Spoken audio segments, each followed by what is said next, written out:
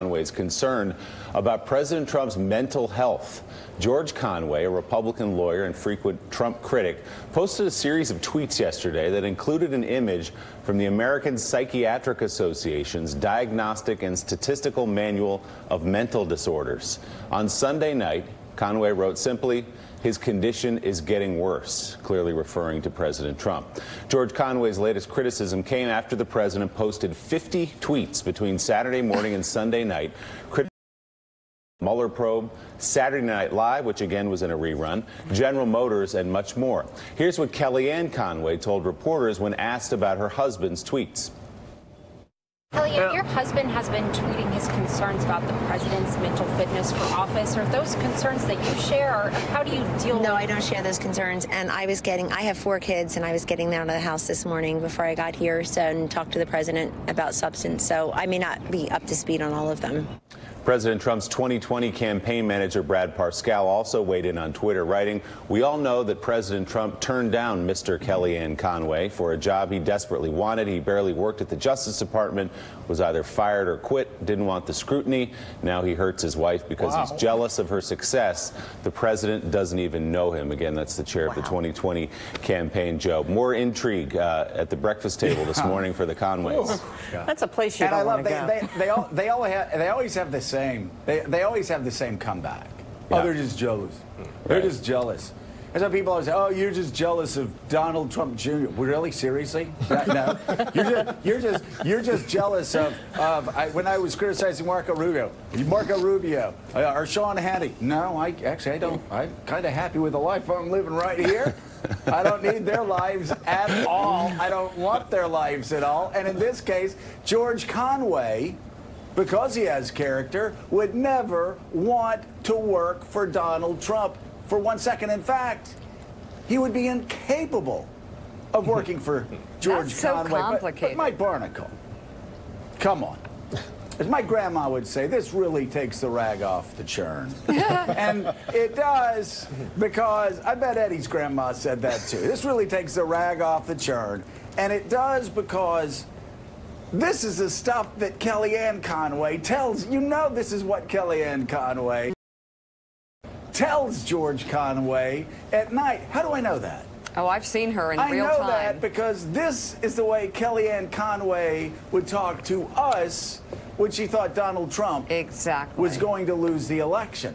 She would go into the green room. She would say it on set. She would say it everywhere. She denied it. "Oh, I never said it." And then a spate of books came out saying that's exactly what she did. She's doing it now. Joe, her husband's he's a stenographer for her. Joe, you clearly remember Election Day morning. Kellyanne Conway was with us on this program on the morning of Election Day.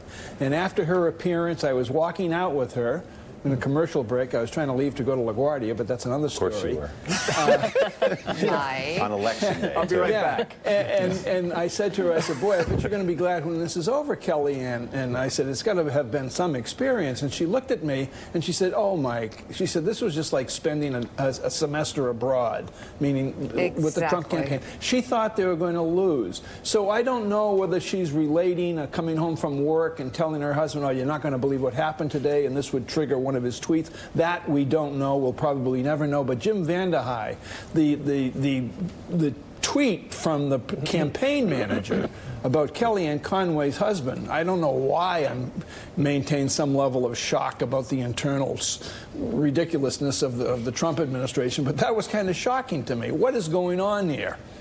I mean, of all the subplots in this weird drama, the whole Kellyanne Conway thing is so bizarre. The fact that Pascal's even weighing in on it is bizarre. But in some ways, it's like everyone pay attention to the tweet, pay attention to the tweet, when what's really happening and what people should really be paying attention to on social media is what Trump is doing on Facebook, where once again, just like he did last time around, they're pouring all of their money into Facebook, all of their money into trying to persuade people when people aren't paying attention.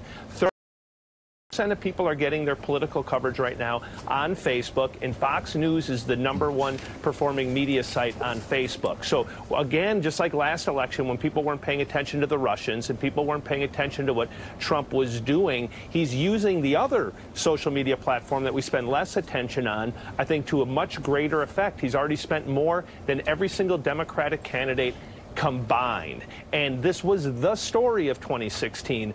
And the truth is, nothing's changed. All the things that you could do on Facebook, all the things that the Russians were doing on Facebook, a lot of that can still be done. It might be more scrutiny, might be a little tougher, but can still be done. And it's still the single greatest way to persuade people at scale for the lowest cost. And so when you're thinking about this campaign, pay attention not just to Twitter, but to Facebook and what happens on Google, because it's the combination of being able to exploit these platforms that allows people to move minds when the rest of us might be paying attention to TV or reading traditional sites.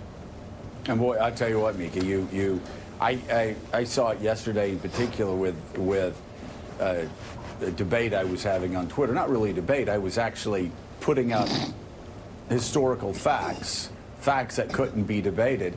And you can tell people just read what they want to read. They go on Facebook, they read the lies, and they believe the lies. And that becomes their reality. And so you ask, why can Donald Trump lie as much as he does? And objectively, or you can actually look at documents and say, okay, well, that's not true, that's not true, that's not true.